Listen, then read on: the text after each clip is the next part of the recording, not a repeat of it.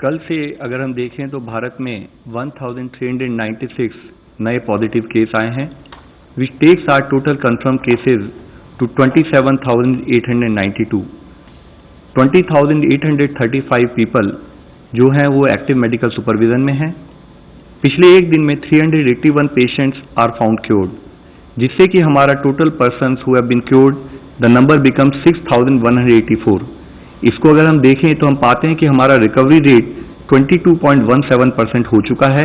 And the positive news is कि हम देख रहे हैं कि प्रोग्रेसिवली हमारे रिकवरी रेट में इजाफा हो रहा है, हमारा रिकवरी रेट बढ़ रहा है। 16 डिस्ट्रिक्ट हैं देश के जहां पर कि पिछले 28 दिनों से कोई केस रिपोर्ट नहीं हुआ है। इन डिस्ट्रिक्ट्स में 3 नए डिस्ट्रिक्ट ऐड हुए हैं। अगर आप देखें 24 अप्रैल से अब तक में, वह है गोंदिया महाराष्ट्र में, देवनगिरी कर्नाटक में, लखीसराय बिहार में। इसी के साथ ही जो डिस्ट्रिक्ट पहले 28 दिन की, जिसमें कि पहले केस आए लेकिन 28 दिन से केसेस नहीं आए थे, इससे पहले रिपोर्ट हुई, उनमें से 2 डिस्ट्रिक्ट में नए फ्रेश केसेस भी आए हैं। वह है पीलीभीत उत्तर प्रदेश में और एसपीएस डिस्ट्रिक्ट पंजाब के अंदर।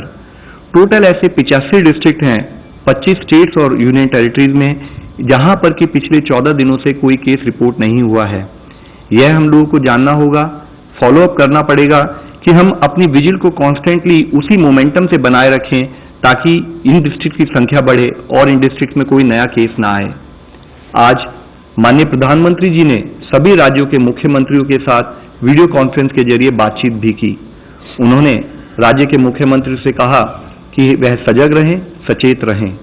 रेड जोन और ऑरेंज जोन में पड़ने वाले सभी जिलों में सख्ती रखते हुए chain of transmission of virus इसको ब्रेक किया जाए। ग्रीन जोन में जिला एडमिनिस्ट्रेशन सर्विलेंस पर फोकस रखते हुए अलर्ट रहे ताकि उस जिले में यह संकट प्रवेश न करे। कोरोना ग्रसित होना कोई स्टिग्मा नहीं है। जितनी जल्दी सच्चाई का सामना होगा उतनी जल्दी ही और उतने ही अप्रोप्रिएट तरीके से उसका समाधान होगा। एक मुख्य अंश के रूप में माननीय प्रधानमंत्री जी ने यह भी कहा कि इस समय में अन्य आरोग्य सुविधाएं जैसे कि डायलिसिस, अन्य बीमारियां, उनके ट्रीटमेंट आदि में भी कोई ढिलाई ना होने दें। परंपरागत मेडिकल व्यवस्था सुचारू रूप से चलती रहे। रेड जोन से ऑरेंज जोन, ऑरेंज जोन से ग्रीन जोन में जिले को ट्रांसफॉर्म करना ही हमारा मंत्र होना चाहिए। आज इसी संदर्भ में आप लोगों को मैं एक और मुख्य विषय के बारे में बताना चाहूंगा। आप सभी को पता है कि हम एक इंफेक्शियस डिजीज से लड़ रहे हैं और इस लड़ाई में हमें सबका साथ चाहिए, लेकिन कभी कभी लैक ऑफ अवेयरनेस या लैक ऑफ प्रॉपर अंडरस्टैंडिंग के कारण हमारे मन में फियर या पैनिक घर कर लेता है और जो पॉजिटिव पेशेंट्स होते हैं या जो हमारे फ्रंटलाइन वर्कर्स काम कर रहे हैं, हम उनके साथ स्टिग्मा एसोसिएट करने लगते हैं। हम उन्हें स्टिग्मेटाइज करते हैं, हम उनके साथ भेदभाव करते हैं। लेकिन हमें समझना होगा कि हमारी लड़ाई बीमारी के साथ है, ना कि बीमार व्यक्ति के साथ। इस स्टिग्मा के चलते हुए कई बार पेशेंट्स भी अपने आप को छुपाने की कोशिश करते हैं और ट्रीटमेंट लेने से कतराते हैं। इससे न केवल उस पेशेंट को हार्म होता है, उसकी फैमिली को हार्म होता है, बल्कि पूरी सोसाइटी को नुकसान होना संभव है। जरूरत है कि हम पेशेंट्स का साथ दें, उसके साथ खड़े हों और उसका सपोर्ट बने। हमें मिस इन्फॉर्मेशन और पैनिक को फैलने से रोकना है। कोविड-19 के स्प्रेड के लिए किसी भी कम्युनिटी या एरिया को लेबल नहीं करना है। खास करके हेल्थ केयर और सैनिटरी वर्कर्स या पुलिस को टारगेट नहीं करना चाहिए, क्योंकि वे हमारी मदद के लिए कार्य कर रहे हैं। स्टिग्मा के इस डीप रूटेड इशू को एक इंटेंसिव कैंपेन के माध्यम से आज हम सबको मिलकर एड्रेस करने की जरूरत है।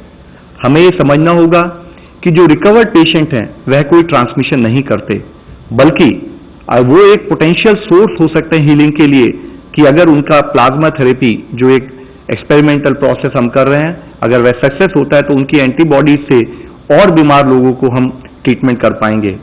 आज जरूरत है कि हर यूथ ग्रुप, हर एनजीओ, हर सेल्फ हेल्प ग्रुप, हर पंचायत लीडर, ग्रास रूट में काम करने वाला हर मनुष्य वह खड़ा हो, वह आगे आए और कम्युनिटी में बिहेवियरल चेंज के लिए हम सब मिलकर प्रयत्न करें। मैं फिर से दोहराना चाहूंगा कि ये लड़ाई पेशेंट्स की नहीं है, डॉक्टर्स की नहीं है, सरकार की नहीं है, बल्कि पूरे समाज और पूरे देश की लड़ाई है। पूरे समाज को साथ लिए बिना, पूरे समाज का सपोर्ट लिए बिना हम ये लड़ाई कभी नहीं जीत पाएंगे। हमारे फ्रंटलाइन वर्कर्स हमारे प्रोटेक्टर्स हैं, हमारे चैंपियंस हैं। हमें उनके साथ भेदभाव नहीं करना है, तो क्योंकि नहीं तो फिर हमारी रक्षा कौन करेगा। इस निस्वार्थ रूप से जब वह हमारी सेवा करने के लिए अपनी जान को जोखिम में डालकर काम कर रहे हैं, तब जरूरत है कि हम उनके सपोर्ट के लिए खड़े हों। हम उनको जैसे अब तक हमने जनता कर्फ्यू और अदरवाइज भी उनको हमने जिस तरह से सम्मान दिया, वह सम्मान हमारा कंटिन्यू रहे। और इसी संदर्भ में मैं आप लोगों को दिखाना चाहूंगा कि कैसे हमारे जवान, चाहे वह पुलिस हो या अर्धसैनिक बल के जवान हो, कैसे वे अपनी जान को जोखिम में डालकर हमारी सुरक्षा कर रहे हैं। हम सभी को चाहिए कि हम उनका आभार व्यक्त करें, उन्हें उचित सम्मान दें।